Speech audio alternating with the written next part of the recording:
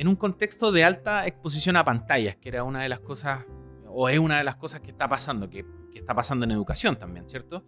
¿Qué recomendaciones harías tú para promover un desarrollo cerebral más saludable? ¿Cuánto afecta el uso de pantallas, principalmente a la primera infancia o los primeros años de vida?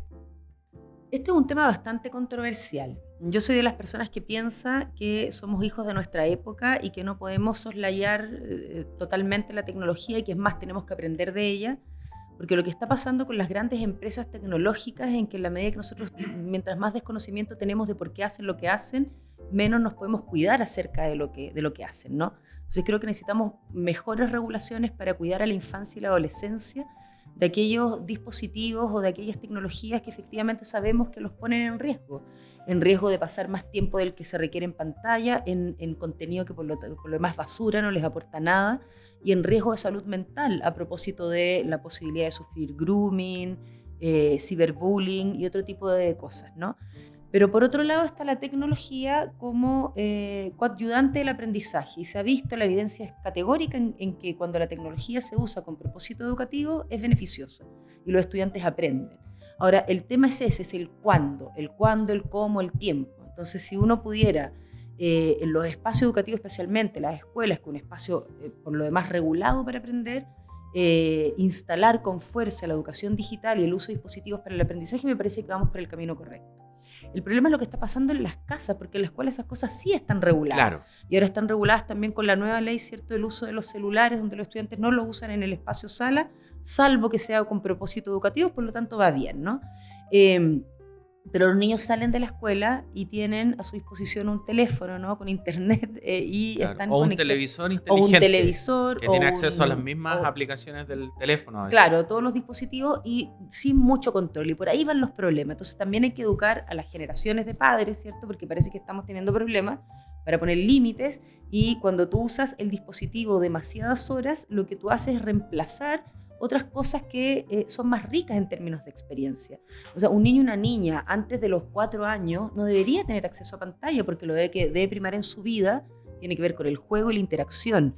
A lo más una pantalla no inversiva, como ciertos programas de televisión infantil que pueden ser beneficiosos. No sé, nadie va a discutir que Plaza Sésamo no fue un buen programa o que 31 minutos no es un programa que vale la pena ver, ¿no? Pero es algo que tú ves muy puntualmente en un periodo acotado de tiempo y que no es inmersivo como otras tecnologías.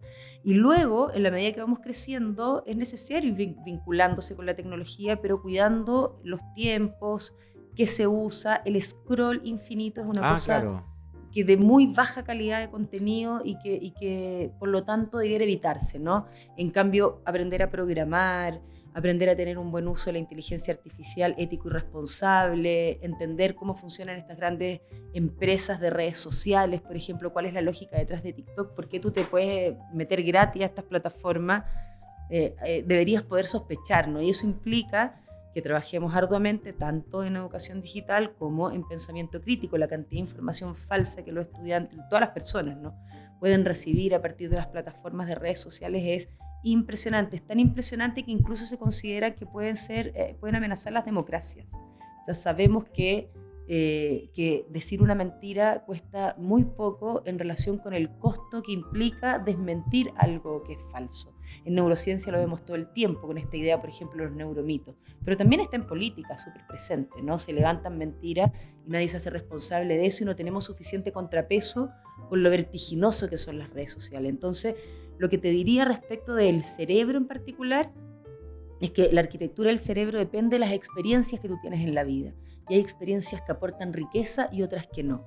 Y en ese sentido, una pantalla no va a aportar la misma riqueza que una interacción, la comunicación, el verte a la cara, el juego, etc. Y ahí es donde hay que poder poner ese criterio. No ofrecer pantalla a los niños más pequeños, eso también implica que los adultos aprendamos a usarlas correctamente, ¿cierto?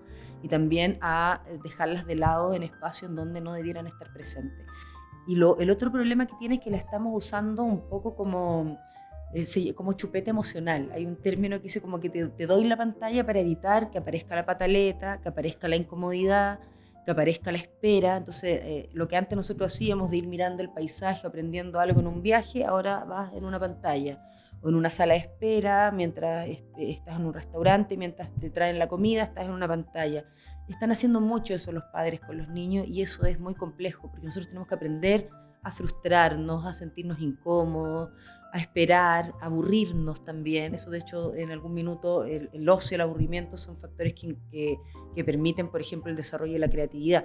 Entonces, evitar todas esas sensaciones de incomodidad con una pantalla es, diría, de las peores decisiones Como que que podemos adormece tomar. ciertas cosas. Es, en el fondo evitas la emoción, esa emoción incómoda, pero también evitas lidiar con ella, tratar con ella y aprender de ella. Las emociones te vienen a decir cosas acerca de cómo tú te sientes. La rabia, la pena, la angustia te comunica, pero si la estamos tapando, ¿cierto? Solo la estamos maquillando, pero la emoción está igual y además no estamos permitiendo que aprendamos a lidiar con esas emociones que son necesarias, ¿cierto?, para crecer en la vida.